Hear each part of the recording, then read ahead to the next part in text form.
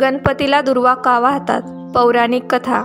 एका आख्यायिकेनुसार प्राचीन काळात अनलासूर नावाचा एक राक्षस होता.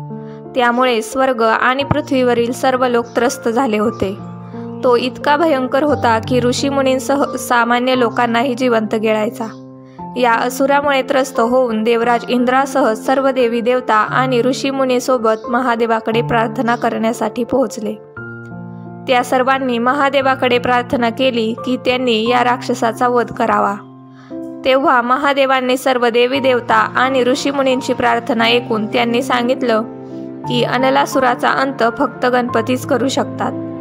कथेनुसार जेव्हा गणेशाने अनलासुराला गिळंकृत केलं तेव्हा त्यांच्या पोटात जळजळ होऊ लागली.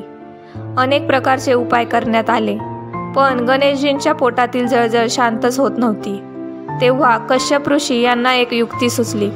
त्यांनी दुर्वांच्या 21 गाठी बांधल्या आणि श्री गणेशाला खायला दिल्या.